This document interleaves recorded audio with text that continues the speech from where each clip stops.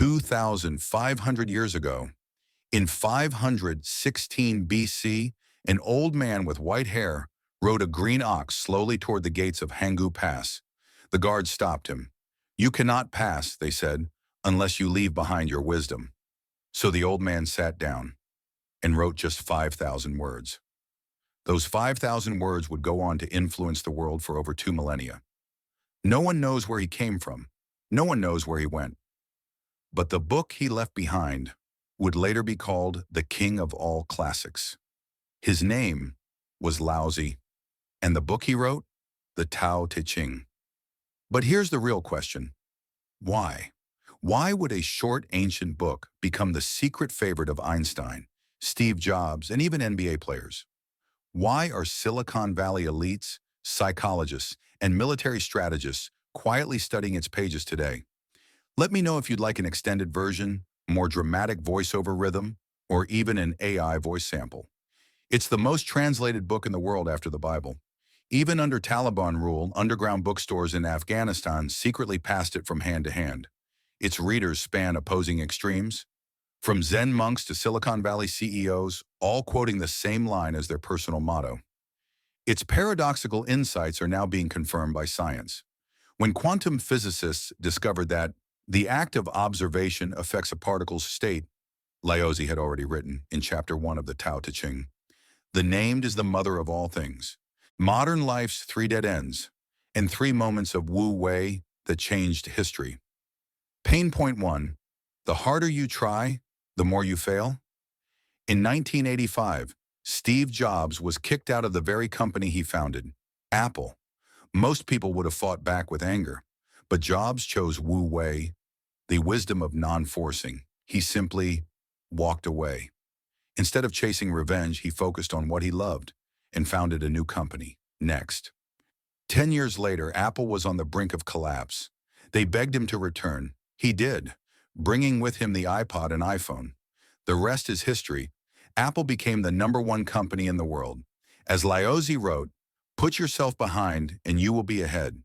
Forget yourself and you will be preserved." Sometimes taking a step back is how you leap forward. Pain point 2, the more you try to control, the more things fall apart. Most NBA coaches act like orchestra conductors, controlling every move. But Steve Kerr, he did the opposite. He let his players flow naturally. The result? 4 championships in 7 years. Chapter 37 of the Tao Te Ching says, "The Tao does nothing, yet nothing is left undone." Laozi understood, true power isn't about control. It's about trusting the natural rhythm, like water, soft, but it carves through stone. Kerr didn't micromanage. He built a system and let Steph Curry, Draymond Green, and even young players like Jordan Poole create freely. Just like water finds its own path, the best strategies often emerge when players aren't forced. They flow. When Kerr let go of the obsession to win only through Curry, the entire team came alive. That's the ultimate form of Wu Wei, not forcing things and achieving more. As Kerr himself said, sometimes the best strategy is no strategy. Pain point 3, the more anxious you are, the more it hurts.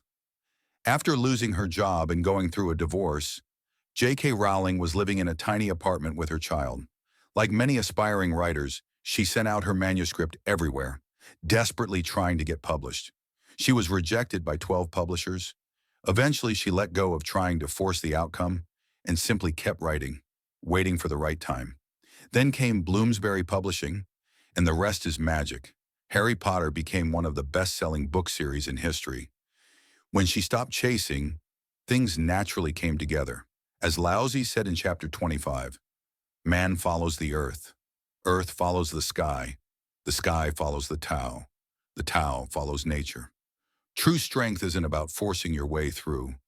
It's about flowing like water, gentle but unstoppable. If the art of war teaches you how to defeat others, and the Analects teaches you how to be a good person, then the Tao Te Ching teaches you something else entirely, how to let success happen naturally. Unlike other classics, it doesn't teach you how to win. It teaches you how not to lose. Laozi believed the universe runs on its own natural laws, what he called the Tao. And our job is simple.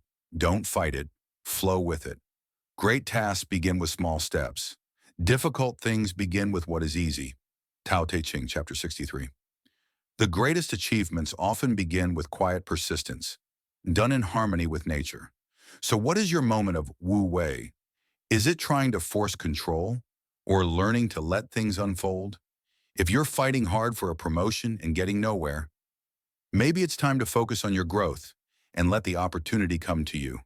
If your product isn't gaining traction, don't push harder. Rethink your strategy and wait for the right moment. If your hard work isn't paying off, maybe it's not a matter of working harder, but of learning to stop forcing and start aligning with the flow. Big things begin with the small. Difficult things start from what's easy. Laozi, Tao Te Ching. Laozi predicted modern anxiety long ago. Everyone else is celebrating while you're quietly panicking. And the cure? Stop. Feel the present moment. When was the last time you did nothing? Is it possible that the problem you're desperately trying to solve doesn't even need solving? What would happen if you put down your phone right now? Don't reply instantly. Don't chase perfection. Don't worry about the outcome. Just be. Laozi said, "Those who know do not speak. Those who speak do not know." Now it's your turn.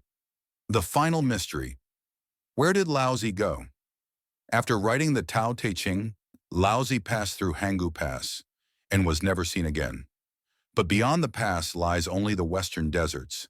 How far could one man on a green ox really travel? Did he vanish into hermit life? Or transcend this world entirely? Then came the twist. The Google Earth team, reconstructing the night sky over Hangu Pass in 516 BC using AI, discovered this. On the night Laozi departed, the gate faced directly toward the galactic center, Sagittarius Acorn. An ancient Taoist text, Yunji Chiqian, records, Laozi rode his ox to the purple sky and returned to the great ultimate. In ancient astronomy, the great ultimate may have referred to the origin of the universe. So, who was he, really? A philosopher, a wanderer, a celestial being, or something else?